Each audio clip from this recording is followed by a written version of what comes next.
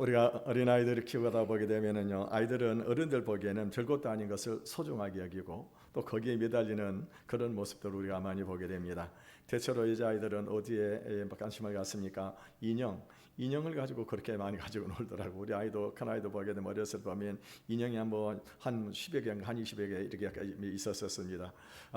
또 남자아이들은 어떻습니까? 남자아이들은 보면은요, 이 뭡니까? 이 권총이라든가 총이라든가 아니면은 뭐 로봇이라든가 아니면 요즘에는 아이들이 보게 되면 컴퓨터 게임을 또 하는 아이들이 많이 있더라고요.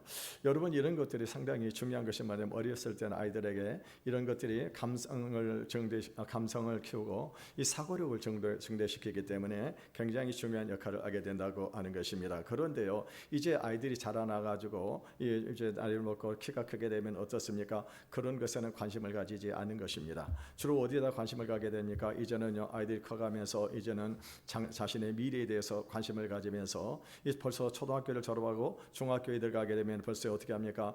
자기네 어떤 그 직업에 대해서 이 생각을 하게 된다고 하는 것입니다. 그러면서 이제 고등학교를 들어가게 되면은 구체적으로 자기가 가야 할 대학을 목표로 이 공부를 하게 되는 것입니다. 그래서 어떤 사람들은 어떻습니까? 사업가를 꿈을 꾸기도 하고 아니면은 뭐 정치인이라든가 법률가라든가 아니면 의사라든가 아니면 어떻습니까? 공무원이라든가 이런 여러 가지 꿈을 꾸면서 그러면서 미래를 향해서 이렇게 열심히 노력하는 그런 모습들을 보게 되는 것입니다. 그런데요, 여러분 가끔 가다 보게 되면은 어른들인데도 불구하고 만화 영화를 본다거나 아니면은 보면은 뭐 어떻습니까? 이 뭐 인형을 가지고 논다거나 아니면 컴퓨터 게임에 빠져 있는 그런 사람들이 없잖아 있다고 하는 것입니다.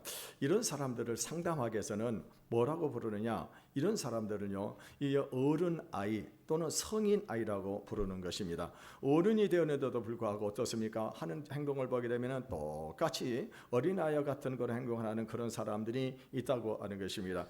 이런 사람들은요, 정신적으로 이 병이 들어있는 그런 사람입니다. 근데 여러분, 신앙생활에도 마찬가지라고 하는 것입니다. 여러분, 우리가 신앙생활을 하게 되면은요, 우리가 어린아이 신앙에서 어떻게 합니까? 점점 자라나서 그래서 장성한 어른의 신앙, 이 장성한 사람의 분량의 신앙으로 자라나야 된다고 하는 것입니다. 근데 어떤 경우를 보게 되면요, 신앙생활을 10년, 20년을 했는데도 불구하고 신앙이 자라나지 않아가지고 어떻습니까? 늘 이 어린 아이 같은 그런 생각만 하고 있다고 하는 것입니다. 예를 들면 어떻습니까? 우리가 처음에 교회를 나올 땐 대부분의 사람들은 어떤 생각을 합니까? 내가 교회 와서 복을 받아야 되겠다 하는 것입니다. 그래서 나도 돈도 많이 벌고 그리고 또 사업도 잘 내고 내가 하고 싶은 것도 하고 그리고 어떻습니까? 이 자녀들도 잘 되게 되겠다, 어떤 이런 꿈을 가지고 이 교회를 나오기 시작을 하게 됩니다. 그런데요, 이 신앙이 딱 들어가게 되면 어떻습니까? 그건 그와 같은 어린아이와 같은 그런 것들은 버리게 되고요, 이제는 본격적으로 무엇을 생각하게 되어지는가? 그때 가가지고는요, 우리는요, 내가 도대체 어떻게 해야만이 하나님을 기쁘시게 하는 삶을 살 것인가? 또 나를 향한 하나님의 뜻은 무엇인가? 내가 어떻게 해야 나를 부르신 하나님의 때문에 그 뜻을 이루며 살아가게 될 것인가? 여기에 우리가 관심을 가지게 되고 이것을 위해서 우리가 기도하고 그리고 어떻게 합니까? 열심을 다하게 되어진다고 하는 것입니다. 여러분, 이렇게요. 이 문제는 뭐냐? 이 교인들 중에도 아직도 영적인 어린아이가 있다고 하는 거예요. 물론 우리 교인들 가운데는 그런 사람이 한 사람도 없는 줄로 믿습니다만은요, 이런 사람들은 어떻습니까? 여전히 하나님의 뜻이 무엇인지 자신의 어떤 삶의 의미를 모르는 것입니다. 그리고 무엇을 목적으로 인생을 살아가야 하는지를 모르고 늘 이 세상의 자랑과 욕망과 정욕을 따라서 살아가는 것입니다. 여러분, 만약에 오늘 우리 가운데 이런 분이 있다고 한다면요, 오늘 말씀을 통해서 그동안 자라지 못한 신앙의 키도 자라고 생각도 자라서 어린아이 신앙에서 벗어나 영적으로 성숙한 자리에서 자신의 삶을 통해 계획하신 하나님의 뜻을 이루며 살아가시기를 주님의 이름으로 축원을 드리겠습니다. 여러분, 우리가 예수를 믿는 목적이 무엇일까요? 여러분 무엇 때문에 예수를 믿습니까? 우리 모두가 다 복을 받기 위해서 예수를 믿게 될 거라고 하는 것입니다. 여러분, 세상 사람들이 생각하는 복이 무엇일까요? 그건 어떻게 합니까? 돈을 많이 벌고 출세하고 성공하는 것입니다. 그러면서 어떻게 합니까? 잘 먹고 잘 살고 그리고 건강하게 살아가는 것, 이런 것들이 바로 이 세상 사람들이 생각하는 그런 복이라고 하는 것입니다. 여러분, 이런 거 사실요, 이렇게 살아가는 그런 사람들을 보게 되면은 우리는 어떻습니까? 부러움의 대상이 될 수가 있는 것입니다. 사람마다 다 그렇게 되기를 원할 것입니다. 혹시 여러분, 나는 그렇게 되기를 싫다, 이런 분이 있으면 손 한번 들어보세요. 없죠? 다 우리 모두가 다 그렇게 되기를 원하는 그런 마음을 가지고 있다고 하는 것입니다. 그런데 여러분, 우리가 예수를 믿고 하나님의 자녀가 되면은요, 하나님은 세상 사람들이 생각할 수가 없는, 아주 이것과는 비교할 수 없는 그런 큰 복을 주시는 것을 믿으시기를 바라겠습니다. 그렇다면 그것이 무엇일까요? 그 돈입니까? 아니면 출세하는 것입니까? 아니면 건강입니까? 이 자신이 하고 싶어하는 그런 일을 성취하는 것입니까? 물론 이런 것들은 좋은 것들입니다. 이런 것들은요, 삶을 풍요하게 하고 다른 사람들 돕고, 그리고 또 어떻습니까? 사는 재미도 있고 보람도 있다고 하는 것입니다. 그런데 중요한 건 뭐냐? 이런 것들은 결코 오래 가지 못한다고 하는 것입니다. 여러분, 아무리 돈이 많아도 어떻습니까? 그 돈 가지고 끝까지 살아가는 것이 아닙니다. 제가 예수 믿고 깨닫게 된 것이 뭐냐? 여러분, 아무리 돈을 많은 재벌들도요, 죽을 때는 어떻게 죽는 줄 아세요? 굶어 죽습니다. 굶어 죽어. 네, 그렇죠? 다 굶어 죽어요. 다. 그 어마어마한 돈 있는데도 나중에 죽을 때 어떻게 해요? 먹지 못해가지고 굶어 죽는 겁니다. 여러분, 건강도 한때인 것이, 권력은 더 말할 것도 없다고 하는 것입니다. 여러분, 우리 인생은 결국에는요, 빈손으로 돌아갈 수밖에 없습니다. 그러므로 여러분, 우리가 예수를 믿고 복된 삶을 살기를 원한다고 한다면 먼저 우리 삶에 가장 가치 있는 것이 무엇인지를 알아야 됩니다. 그리고 그것을 붙잡아야 합니다. 그리고 그것과 더불어서 살아가야 합니다. 만일 그것을 잡지 못하고 붙잡지 못하게 된다고 한다면 결국에는 한 번밖에 없는 그 우리 인생을 실패할 수밖에 없는 것입니다. 그렇다면 우리 인생에서 가장 가치 있는 것이 뭐냐고 하는 것입니다. 여러분, 지난주에 본문의 말씀이 무엇이었습니까? 마태복음 7장 7절 13절의 말씀인데, 이 구하라 그러면 주실 것이요, 찾으라 그러면 찾을 것이요, 문을 두드리라 그러면 열릴 것이니 구하는 이가 얻을 것이요, 찾는 이가 찾는 이는 찾아낼 것이요, 문을 두드리는 이에게 열릴 것이니라. 너희가 악한 자라도 자식에게 좋은 것을 줄 알거든 하물며 하늘에 계신 너희 아버지께서 구하는 자에게 좋은 것으로 주시지 않겠느냐라고 말씀을 하셨습니다. 기도하라고 말씀을 하셨습니다. 구하는 자에게 좋은 것 주시겠다고 하는 것입니다. 그런데 똑같은 본문이 누가복음 11장에 나오게 되는데, 누가복음 11장 13절에 보게 되면은 구하는 자에게 무엇을 주신다고 그랬습니까? 성령을 주시지 않겠느냐라고 말씀을 하고 있습니다. 여러분요, 그렇다면 우리 그리스도인에게 가장 좋은 것, 꼭 받아야 할 것, 그것이 무엇입니까? 바로 성령인 것을 믿으시기를 바라겠습니다. 이 예수님을 따라다니던 제자들은요, 큰 꿈을 꾸기 시작을 했었습니다. 왜냐하면 예수님께서 오셔가지고 이 복음을 전하실 때는요, 놀라운 이 복음의 능력이 나타났었습니다. 그리고 귀신들이 떠나가고, 또 어떻습니까? 눈먼 자들이 눈을 뜨게 되고, 이 문둥병이 고침을 받게 되고, 또 죽은 자가 살아나고, 5천 명이나 넘는 그런 군중들이 어떻게 합니까? 군중들에게 떡 5개 물고기 2마리 가지고 기도할 때 하늘에서 기적이 일어나가지고 그 많은 사람들이, 군중들이 굶주리지 않고 먹을 것을 먹게 되어졌습니다. 이분이 장차 우리나라, 이 유대 나라를 일으킬 바로 그 왕이구나. 그래서 이 제자들은 열심히 예수님을 따라다녔습니다. 근데 예수님께서 사실이 무엇을 말씀하셨어요? 예수님께서 죽으신다는 겁니다. 예수님께서 죽으신다. 이 제자들은요, 그걸 믿지를 않았습니다. 근데 결국에는 어떻게 합니까? 예수님께서 십자가에서 죽으시고 말았습니다. 그런데요, 예수님께서 살아생전에 말씀하신 대로 다시 부활을 하셨습니다. 이 제자들은 예수님께서 죽으시게 되니까는요, 꿈을 잃어버리고 모두가 다 뿔뿔이 흩어지고 말았습니다. 그런데 예수님께서는요, 이 제자들을 다시 다 한 자리에 모으셨습니다. 그리고 하신 말씀이 무엇입니까? 우리 사도행전 1장 4절에서 5절을 같이 읽어보겠습니다. 시작. 사도와 함께 모이사 그들에게 분부하여 이르시되 떠나지 말고 내게 들은 바 아버지께서 약속하신 것을 기다리라. 요한은 물로 세례를 베풀었으나 너희는 못되어 성령으로 세례를 받으시라 하셨느니라. 그리고요, 사도행전 1장 8절에서는 또 이렇게 말씀을 같이 읽습니다. 시작. 오직 성령이 너희에게 임하시면 너희가 권능을 받고 예루살렘과 온 유다와 사마리아와 땅끝까지 이르러 내 증인이 되리라. 오늘 예수님께서 사실 말씀하시니까 오직 성령이 너희에게 임하시면 무엇을 받는다고 그랬어요? 무엇을 받는다고요? 너희가 권능을 받고라고 말씀을 하고 있습니다. 여러분, 성령이 뭘까요? 성령님은요, 바로 하나님의 영이에요. 하나님의 영. 하나님은요, 삼위일체 하나님이십니다. 다시 말하면 사람은 어떻게 존재하고 있느냐? 성부 하나님, 성자 예수님, 그리고 성령, 이 세 분이 존재하고 계시는데 이 세 분이 어떻게 되느냐? 하나로 존재하는 거예요. 그래서 이것을 삼위일체라고 말합니다. 예, 초대교회 교회부터 터툴리아는 이것을 트리니티라고 그래서, 트리니티라고 하는 뜻은 어떤 의미를 가지고 있느냐? 삼위조라고 하는 그런 의미를 가지고 있습니다. 근데 이상한 것은 뭐냐면은 이 세 분이 하나님이라고 하는 거예요. 하나님. 그래서 여러분 디도가 예수님을 만나가지고 예수님에게 무엇을 질문했습니까? 하나님 아버지를 보여달라고 그랬습니다. 그랬더니 예수님께서 무엇을 말씀하셨어요? 나를 본 자는 이미 아버지를 보았거늘. 나를 본 사람은 이미 아버지를 보았다고 하는 거예요. 여러분 우리는 이해가 안 되죠. 우리는 아들의 몸이 따로 있고, 그리고 아버지의 몸이 따로 있고 아들의 몸이 따로 있습니다. 우리 인간의 또 영적인 존재이기 때문에 영이 있습니다. 근데 예수님은 무엇을 말씀하셨어요? 아버지와 나는 같다고 하는 거예요. 나와 같다고 하는 거예요. 삼위일체라고 해요. 그래서 이것을 이 기독교의 신비라고 하는 것입니다. 우리 인간의 머리로는요 풀어내지 못한, 도저히 이해가 안 되는 이것이 바로 삼위일체 하나님이십니다. 예수님께서 우리 죄를 대속하시기 위해 십자가에서 죽으시기 전에 제자들에게 무엇을 말씀하셨습니까? 요한복음 14장 16절에 보면 내가 또 다른 보혜사를 보내주시겠다고 말씀. 내가 아버지께 구하여 또 다른 보혜사를 너에게 보내주셔 너희와 함께 영원히 함께 있게 하겠다고 그랬습니다.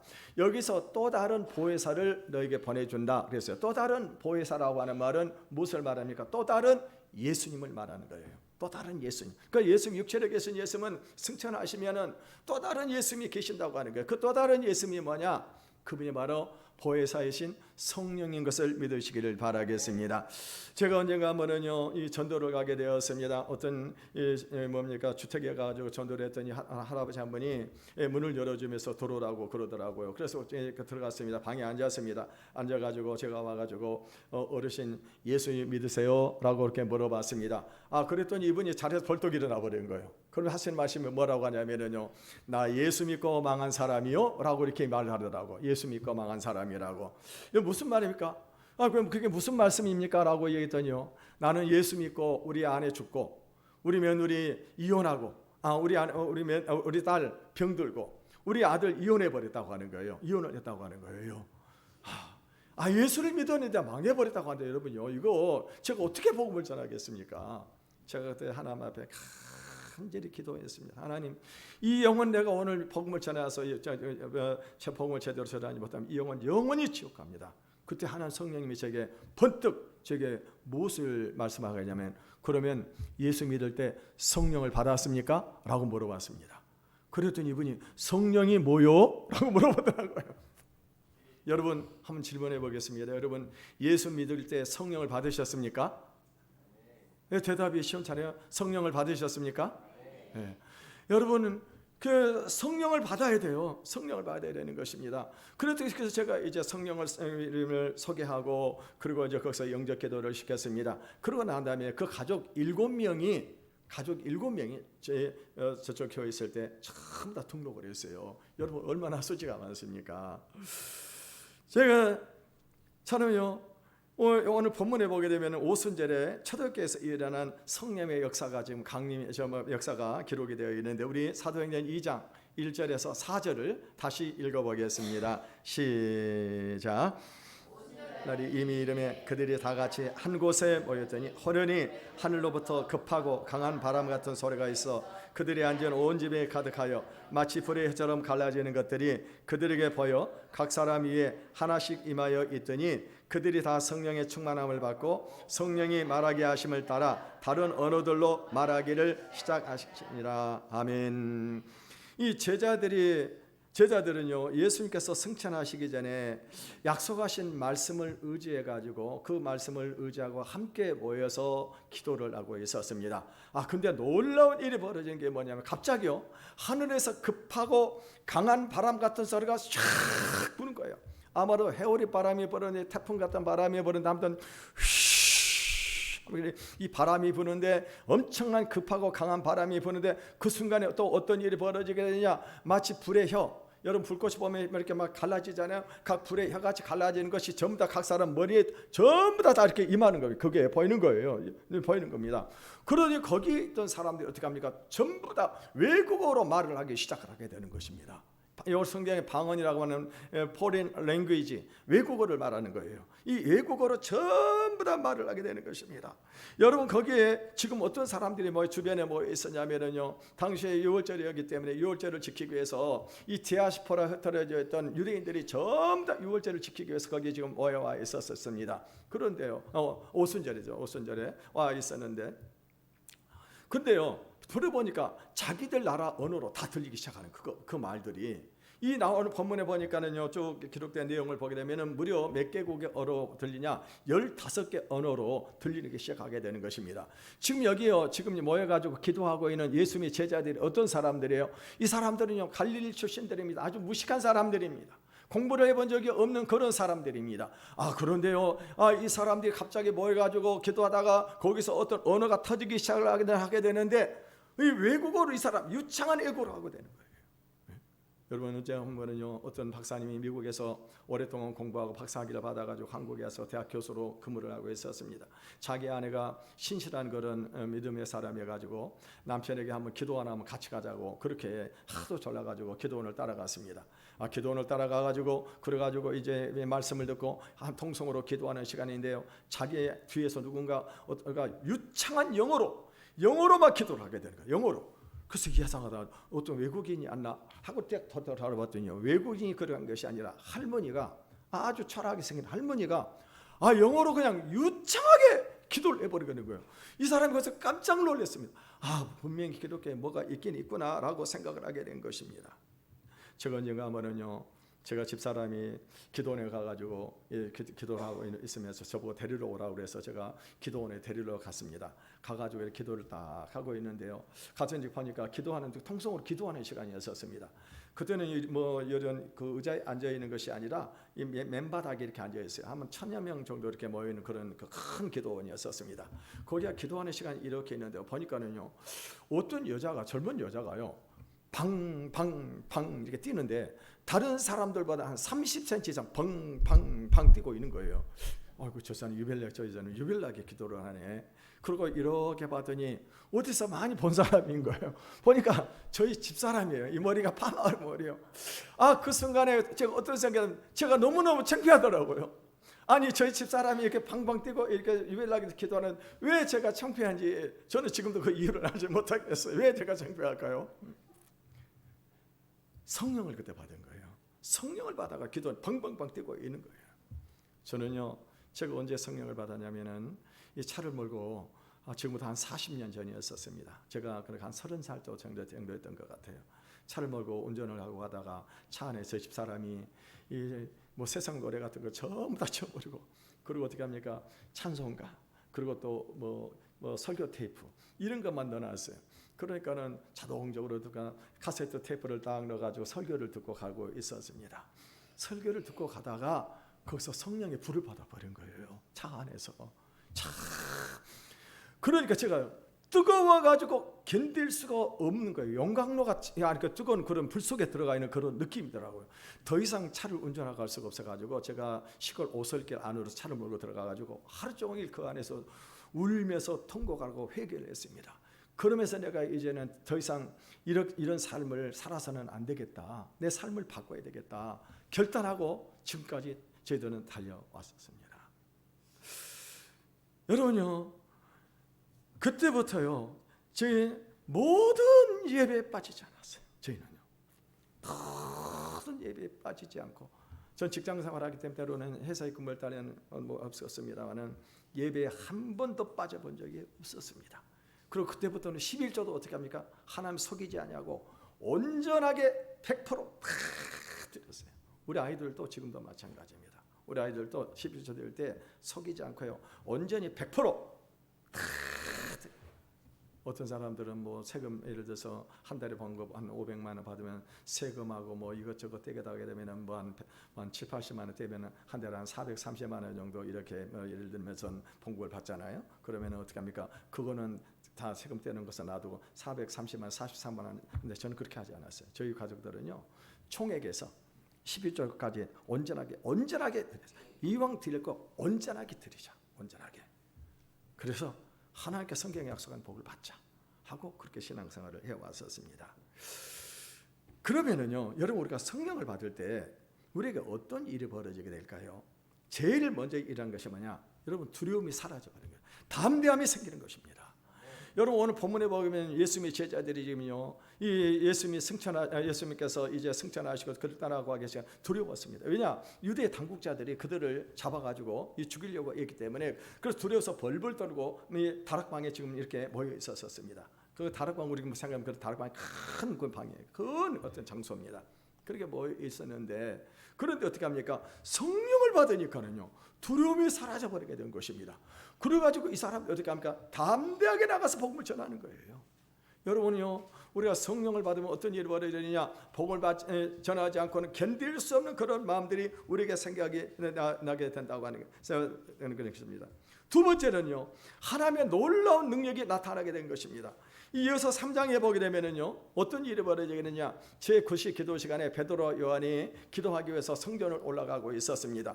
그때 보게 되니까는요, 이 성전 우편에 보게 되니까 성전 입구에서 어떤 사람이 구걸을 하고 있는데, 이 사람은 어떤 사람이냐? 나면서부터 안진병이었어요. 나이가 40살이 되었습니다. 40년 동안 안진병이었던 그런 사람이었었습니다. 근데 베드로와 요한이 딱 보게 되니까 이 사람들이 구원받을 만한 믿음이 있는 것 같은 거예요. 그래서 어떻게 합니까? 가가지고 하니까 이 지나가게 되니까 손을 내미는 것입니다. 돈 좀 달라고. 그때요, 베드로가 요한과 주먹에 더불어서 뭐라고 합니까?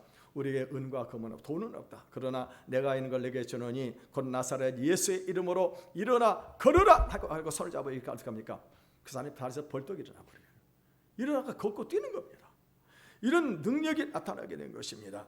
여러분, 베드로는요, 또 8년간 이 중풍병에 걸린 애니아를 고치고 옆바에서는 어떻습니까? 죽은 다비다를 살리는 것입니다.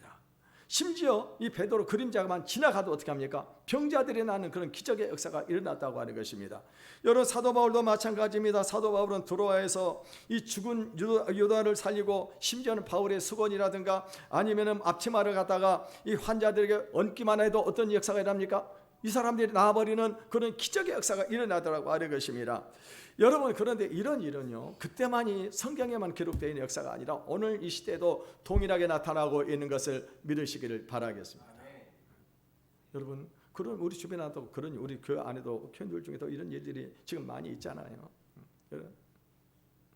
세 번째는요, 이 영적인 눈이 뜨이면서 지혜가 임하게 되는 것입니다. 사도행전 5장에 보게 되면은요, 당시에 성도들이 은혜를 받아가지고 이제 어떻게 합니까? 자기가 가지고 있는 재산들을 팔아가지고 다른 사람들에게 나눠주기 시작을 했었습니다. 그러니까요, 그 중에 아나니아 삽비라 부부도 자기가 가지고 있는 재산을 팔아가지고 사도들 앞에 발에 내놓았습니다.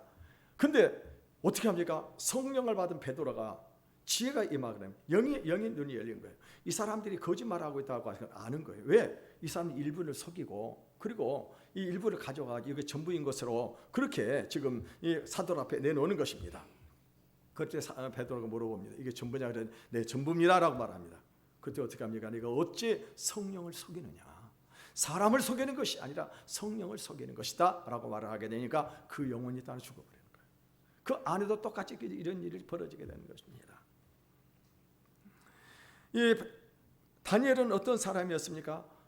바벨론의 포로로 끌려가는데 느부갓네살 왕이 꿈을 꾸고 잃어버렸습니다.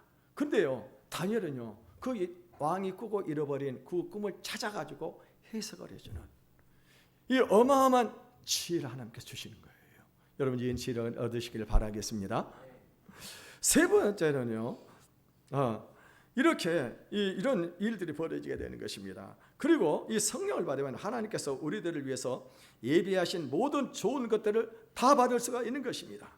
그래서 우리는 죄가 무엇인지, 의가 무엇인지, 심판이 무엇인지 알게 되고, 말씀을 사랑하게 되고, 말씀 안에서 능력을 얻게 되는 것입니다. 세상 사람들이 알지 못하는 비밀한 지혜를 얻게 하십니다. 그리고 가장 고상한 인생의 목표를 세우도록 해서 그 목표를 향해서 달려나갈 수 있도록 해주신다고 하는 것입니다.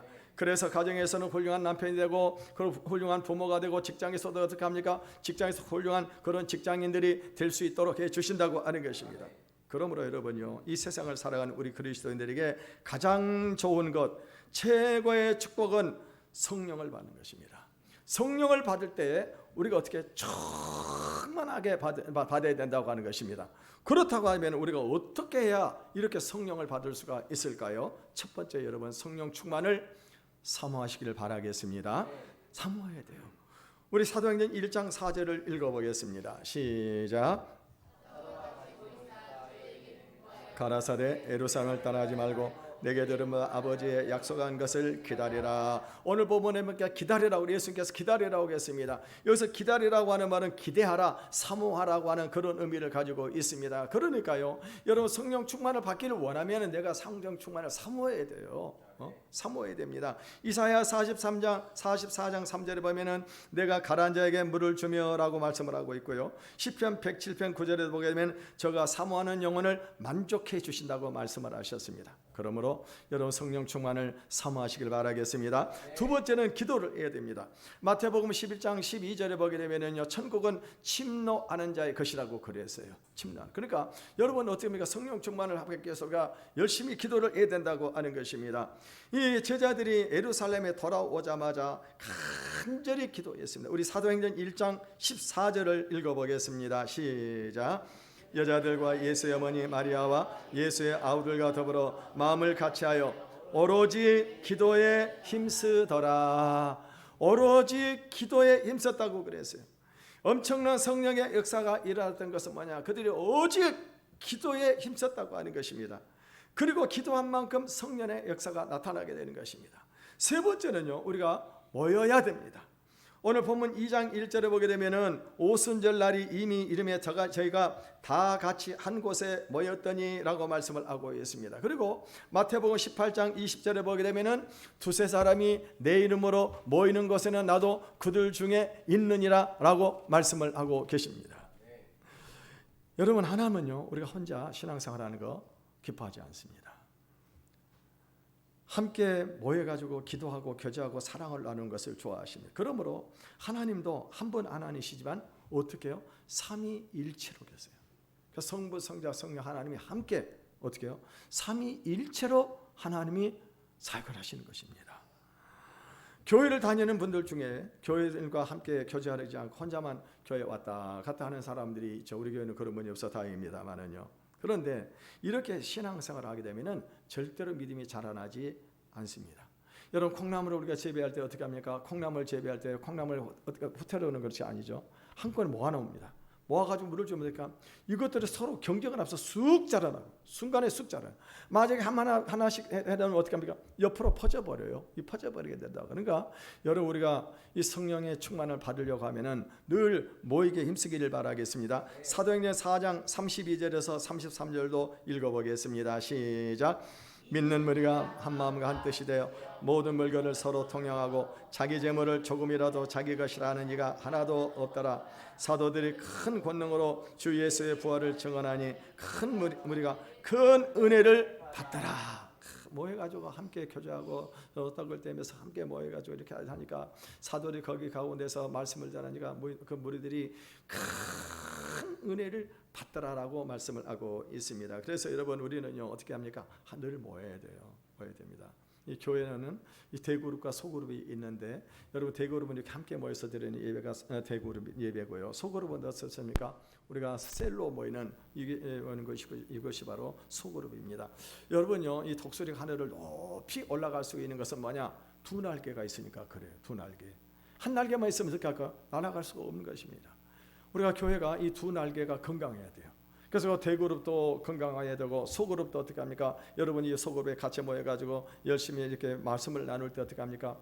대그룹에서는 느끼지 못하는 그런 은혜들을 우리가 많이 느낄 수 있다고 하는 것입니다. 대그룹에서는 어떻게 합니까? 일방적인 선포에다 보게 되니까 어떻게 합니까? 때로는 말씀을 듣는 것 같지만은요, 말씀을 들으면서 엉뚱한 생각도 하고 있고 잡생각을 할 때도 있는데 소그룹에 있으면 어떻게 합니까? 소그룹에서는 같이 말씀을 자기 삶과 나누는 겁니다. 그러니까 더 큰 은혜가 될 수가 있는 것입니다. 그래서 여러분, 이 소그룹인 우리 셀 모임에 적극적으로 참여하시기를 바라겠습니다. 네 번째는 말씀을 들어야 돼요. 사도행전 10장에 보면 백부장 고넬료라고 하는 사람이 나옵니다. 이 사람은 하나님을 경건한 사람입니다.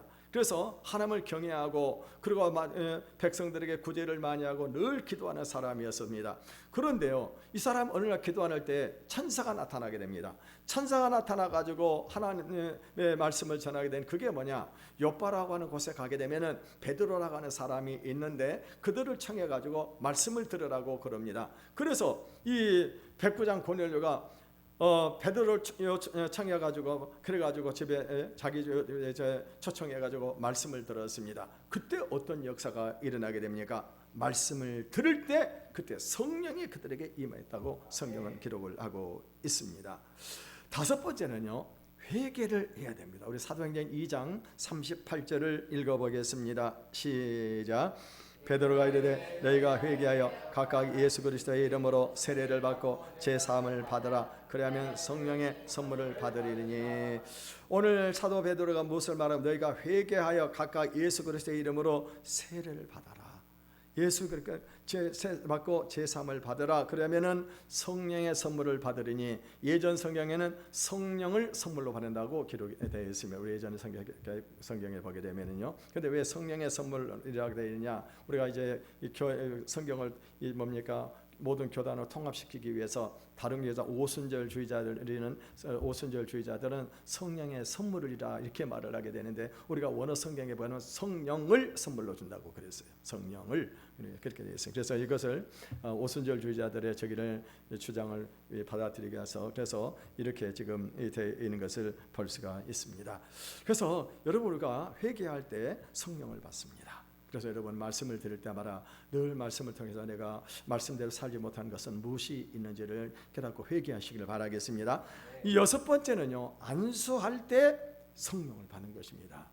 여러분 사도행전 8장에 보게 되면 예루살렘 교회가 큰 핍박을 당하게 되었습니다. 그때 성도들이 어떻게 합니까? 전부 다 흩어져 버려요. 다 흩어져 가지고 흩어지게 되는데 이 빌립 집사가 사마리아 가서 복음을 전했더니 거기에 믿는 사람들이 많은 것입니다.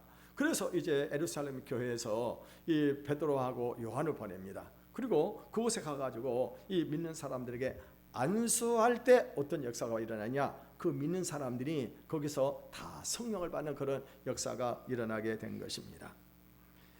이 철학을 사랑하던 헬라 사람들에게 이런 이야기가 있습니다. 앞을 보지 못한 한 장애인이 밤길을 가게 되었습니다. 밤길을 가게 되는데요. 그 밤길을 가다 보게 되면은 어떻게 합니까?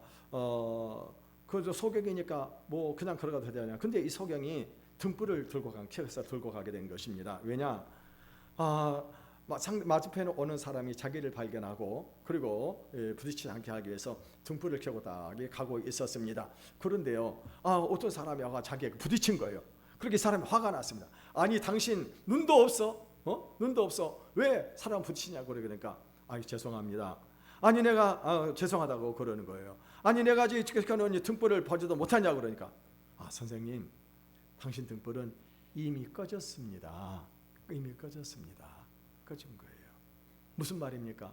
이 사람 자기가 등불을 꺼져버리는데도 불구하고 꺼졌는데도 불구하고 그것을 모르고 걸어간 거예요. 그러다 보게 어떻게 합니까? 깜깜하다 보니까 붙여버리게 됐다고 하는 것입니다. 이 헬라 사람들은 이 얘기를 지혜를 모르는 사람들의 어리석음에 대해서 이 비유를 하는 말입니다만은요. 여러분 오늘 우리가 우리 성도들 가운데도 어떻습니까? 과거에 성령을 받은 적이 있었습니다. 근데요, 어떤 경우는 성령의 불이 소멸이 된 분들이 있다고 하는 거예요. 여러분 성령이 소멸됩니다. 소멸된 분들이 있다고 하는 거예요. 그럴 때는 어떻게 합니까? 자꾸 사람들에게 부딪히는 거예요. 사람들하고 부딪히는 것입니다. 그러면서 어떻습니까? 잘 부딪히고 직장이나 사회계 현장에서도 하나님의 능력의 역사가 나타나지를 않습니다. 기도에도 응답이 없습니다. 삶 속에 기쁨도 없고 세상의 유혹도 이길 수가 없습니다. 여러분 만약에 우리의 영적인 상태가 이와 같다고 한다면요, 우리가 이대로 그냥 지나갈 수는 없는 것입니다. 다시 한번 우리가 성령의 충만함을 받으시기를 바라겠습니다. 오늘 우리가 성령 강림절을 맞이해서 다시 한번 우리가 성령의 충만함을 사모하시고 그래서 성령을 받으시고 우리에게 주어진 사명을 감당하시기를 바라겠습니다. 그리고 성령 하나님께서 함께 하시는 역사들이 우리 교회와 또 여러분의 가정과 직장 위에 자녀들 함께하는 역사가 일어나기를 주님의 이름으로 축원을 드리겠습니다. 우리 한번 이 시간에 찬양 한 곡 부르시고 기도하는 시간을 갖도록 하겠습니다.